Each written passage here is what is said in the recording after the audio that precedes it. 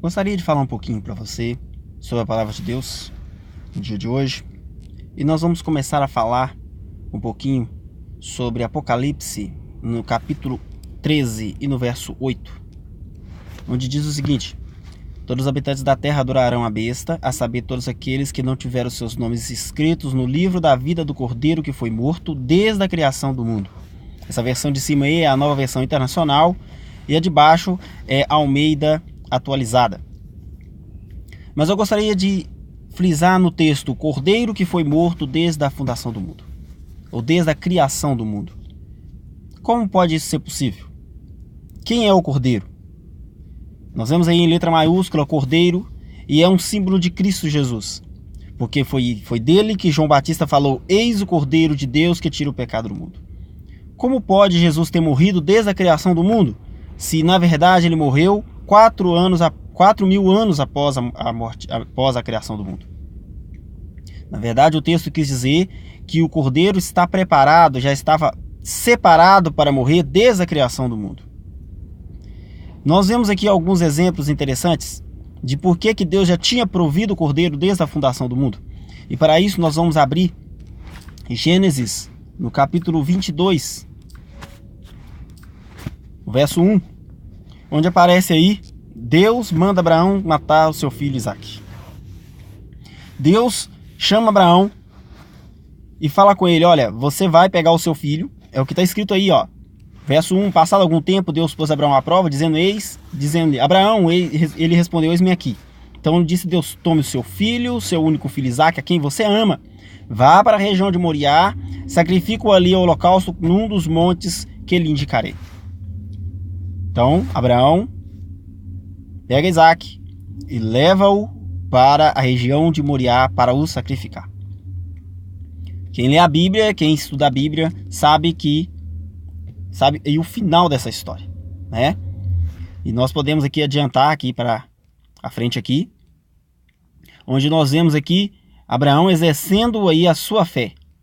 Verso 7, verso 8, Isaque disse a seu pai, Abraão: meu pai. Sim, meu filho, respondeu Abraão. Isaque perguntou: as brasas e a lenha estão aqui, mas onde está o cordeiro para o holocausto? Respondeu Abraão: Deus mesmo há de prover o cordeiro para o holocausto, meu filho. E os dois continuaram a caminhar juntos. Nós vemos aqui que Abraão acreditava que Deus fosse prover alguma coisa, algum cordeiro para morrer no lugar de Isaque. E nós vemos o cumprimento dessa promessa, porque logo os versos para frente, Deus, aí ó, verso 10, então estendeu a mão e pegou a faca para sacrificar seu filho. Mas o anjo do Senhor chamou do céu: Abraão, Abraão. Eis-me aqui, respondeu ele. Não toque no rapaz. Disse o anjo: não lhe faça nada. Agora eu sei que você teme a Deus, porque não me negou seu filho, o seu único filho. Abraão ergueu os olhos, viu um carneiro preso pelos chifres no arbusto. Foi lá, pegou e sacrificou em holocausto no lugar do filho. Abraão deu àquele lugar o nome de o Senhor proverá. Por isso se diz até hoje: no monte do Senhor se proverá. Na passagem de baixo, de Almeida, pelo que chamou Abraão aquele lugar Jeová Jirê, de onde se diz até o dia de hoje: no monte do Senhor se proverá. Que monte seria este? A Bíblia diz aí que era um dos montes da região de Moriá. E nesse monte seria provido o cordeiro.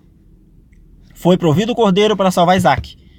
Mas tinha um acontecimento muito maior a ocorrer nesse monte. Onde seria a terra de Moriá?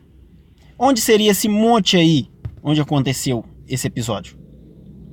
Continuando aqui na Bíblia, nós vamos aí em 1 Crônicas, no capítulo 21. Em Crônicas, no capítulo 21, tem a história de Davi enumerando o povo e Deus o castiga. Davi levantou o censo de Israel e Deus tinha falado que Davi não poderia fazer isso. Mas ele foi e fez. E Deus o puniu. E aí Deus pergunta para ele: o que você quer? Olha aí o verso 10. Vai dizer a Davi: assim diz o Senhor, estou lhe dando 3 opções. Escolha uma delas e eu executarei contra você. Então Gade foi a Davi e lhe disse: assim diz o Senhor, escolha 3 anos de fome, 3 meses fugindo de seus adversários, perseguido pela espada deles, ou 3 dias de espada do Senhor. Isso é, 3 dias de praga, com o anjo do Senhor assolando todas as regiões de Israel. Decida agora como eu devo responder àquele que me enviou. E aí o que aconteceu? Davi escolheu essa última. E foi uma praga sobre Israel, e 70 mil homens de Israel morreram. E Deus enviou o anjo para destruir Jerusalém. Mas quando o anjo ia fazê-lo, o Senhor olhou e arrependeu de trazer a catástrofe, e ele disse ao anjo destruidor: pare, já basta. Naquele momento, o anjo do Senhor estava perto da ilha de Araúna, o Jebuseu. Davi olhou para cima e viu o anjo do Senhor entre o céu e a terra, com uma espada na mão erguida sobre Jerusalém. Então Davi e as autoridades de Israel, vestidos de luto, prostraram-se em rosto em terra. Davi disse a Deus: não fui eu que ordenei contar ao povo? Então nós vamos aí para frente, o resto da história. Mas eu queria deter nessa parte aqui, ó. Deus enviou o anjo para destruir Jerusalém.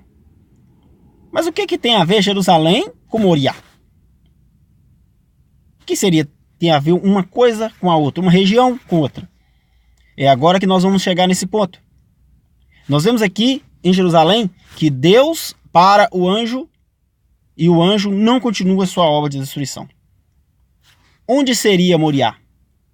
É essa a pergunta que nós já tínhamos feito. E para descobri-la, nós vamos em 2 Crônicas. 2 Crônicas, no capítulo 3 e o verso 1. Olha lá. Então Salomão começou a construir o templo do Senhor em Jerusalém, no monte Moriá, onde o Senhor lhe havia aparecido a seu pai Davi, na eira de Araúna, no Jebuseu, local providenciado por Davi. Então nós vemos agora uma conexão entre a eira de Araúna, entre Jerusalém e o monte Moriá. Nós vemos aqui Deus mostrando que a sua palavra ela se cumpre, não importa quanto tempo se passe. Nós vemos que quando Deus chamou Abraão e falou: Abraão, você vai em Moriá, não vai em lugar nenhum, você não vai no Sinai, você não vai no Nebo, você não vai no Carmelo, não, você vai em Moriá, e é lá que eu quero que você ofereça o seu filho. Deus estava dizendo para Abraão: Abraão, eu vou te mostrar a você como as profecias vão se cumprir. Naquele monte do Senhor, em Moriá, no monte do Senhor se proveu a morte do Filho de Deus. Jesus morreu muitos anos depois daquele cordeiro que morreu no lugar de Isaac, no mesmo local, em Jerusalém. O monte Moriá ficava onde hoje é Jerusalém. O monte Moriá, sobre o monte Moriá foi construído o templo de Israel, o templo de Jerusalém. Em Jerusalém, Jesus proveu a nossa salvação com a sua morte na cruz do Calvário. E eu gostaria, para terminar aqui, de ver aqui um texto interessante. Esse texto está no livro O Grande Conflito, na página 18, primeiro capítulo. E lá está escrito o seguinte: ali estava o monte Moriá, onde o filho da promessa, como vítima submissa, havia sido ligado ao altar, emblema da oferenda do Filho de Deus. Tá? A citação de Gênesis 22:9. Ali o concerto de bênçãos e a gloriosa promessa messiânica tinham sido confirmados ao pai dos crentes. Confirmada a quem? A Abraão, está em Gênesis 22. Ali as chamas do sacrifício acendendo na ira de Ornã para o céu haviam desviado a espada do anjo destruidor. O sacrifício que Davi fez naquele local, desviou a espada do anjo destruidor. Era um símbolo apropriado do sacrifício e mediação do Salvador em prol do homem culpado. Jerusalém foi honrada por Deus acima de toda a terra. Sião foi eleita pelo Senhor, que a desejara para a sua habitação. Nós vemos que Deus tinha escolhido Jerusalém antes mesmo dela ser construída, quando era apenas um monte onde não tinha ninguém, um monte onde não havia ninguém morando, um monte no deserto. Deus já tinha escolhido aquele lugar ali, para que ali pudesse preparar a salvação de todo ser humano. Confie nas promessas do Senhor Jesus, o Cordeiro de Deus que foi morto desde a fundação do mundo. Essa é só mais uma prova de que Jesus já estava preparado para ser sacrificado por todos nós. Jesus está voltando. E assim como foi a promessa da sua primeira vinda, da sua morte na cruz e sua ressurreição, assim também há de ser a promessa da sua vinda. Vamos confiar nisso. Tenha um bom dia.